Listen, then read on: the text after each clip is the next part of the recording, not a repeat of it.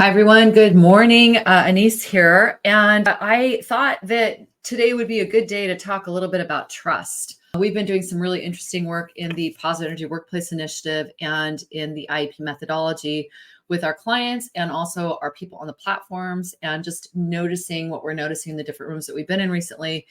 And I'm noticing 7 top things that either build trust or bust trust that keep coming up, that were as I sit back and notice, as I experience them with other people, as I may be shaky with them myself, and wanting to make sure that I'm doing a quick reboot to make sure I'm addressing these things correctly. And what we're hearing from clients and their workforce in terms of what is creating trust, what is breaking trust, when they're working on really building an intentional culture, a accountable culture, an engaged culture, an energized culture. What are the 7 things? So I'm going to offer these here kind of quickly. If you're on the Positive Energy Workplace Initiative platform, if you're a member there, let's dig into it more, maybe a learning lab or something in the next couple of months. So the first thing that I think people really take for granted very quickly is the power of being present. Now, of course, if you know me, I'm going to start here always.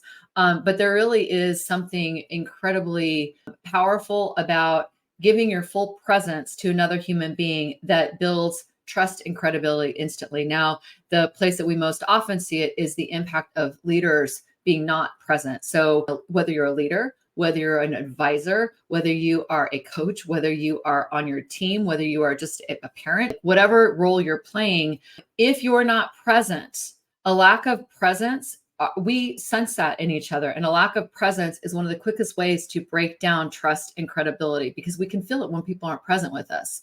The other challenge with not being present is if you're not fully present with the person in the conversation, then that means you're missing essential parts of the conversation, and you have no business advising that person on what they're talking about or giving them direction if you're not fully present with them. So a lack of presence, this is, I think, one of the most damaging things we can have in trust building. And it is also, as I look at the rest of this list, a lack of presence is kind of underneath all of these. So instead of being not present, what you want to do instead, obviously, is to be fully present.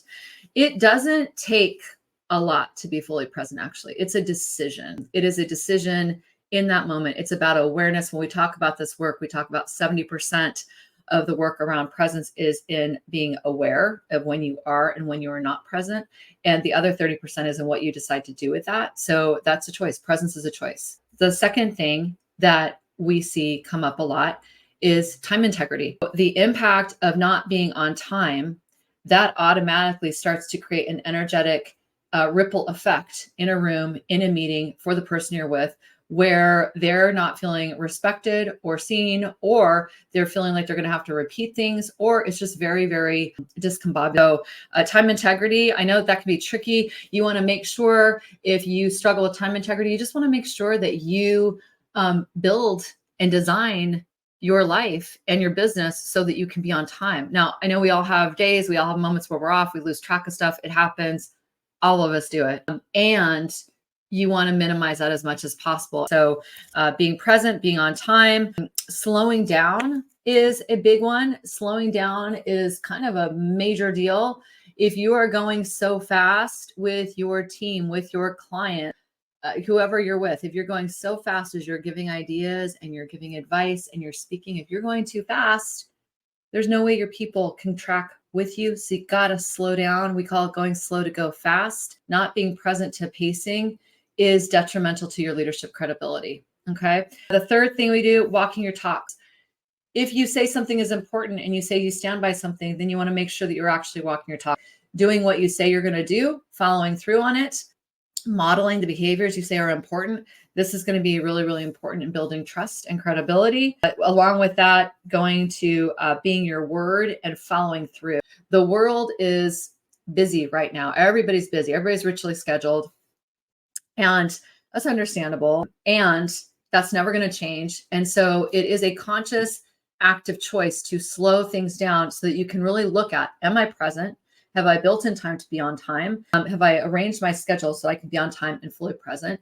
Am I going too fast right now? Can I actually slow things down so I make sure I'm really connected with everybody? Am I actually following through on what I say I'm going to do? Am I honoring agreements? Like these are, I'm sure watching this feels really obvious. And these are actually really, really essential pieces to building trust and credibility, which trust and credibility is at the base of any healthy culture or any healthy leadership. So another one that's really important is going to be around saying, I don't know.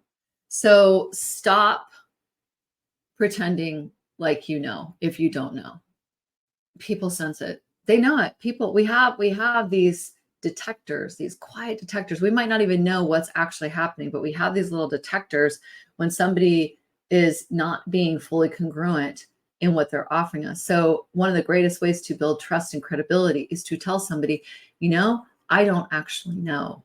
I don't actually know. And then the last thing is owning your breaches, owning when you break an agreement, owning and communicating what's actually happening. It's shocking to me how much can be solved. Some of the biggest problems, some of the biggest breaches can be solved by simply saying, you know what, I realize I dropped the ball on this. I realize I'm out of agreement on this. I realize I have not been honoring what we decided we were going to do. I'm going to fix it immediately. I just want to acknowledge that.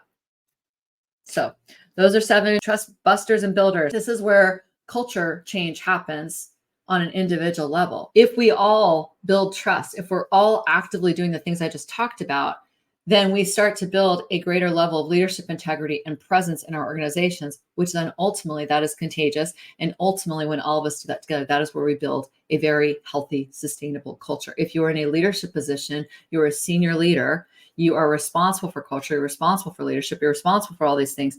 It's even more important that you're listening to the things I'm talking about here, because the damage of senior leadership not actually doing some of what I just said here, you are contagious. You are going to ripple. It's going to roll downhill, and the rest of your workforce is going to think that that's the way that you show up as a leader. So start with yourself, no matter what level you're at in the company, but especially if you're in a position of authority and responsibility and leadership in your organization, especially senior and executive leaders. You want to make sure you're really tending to these. So let me know if this is of interest to you. We may do a forum on it, as I mentioned. If you are interested in learning more about this work, if you're interested in joining us for an executive forum, you go ahead and request an invitation here. You can also just send me a note right here. And if there is something that I can help you with, or if there's something that I think we can talk about to support you in your organization, we're happy to do it. Okay, take care of yourself. Bye.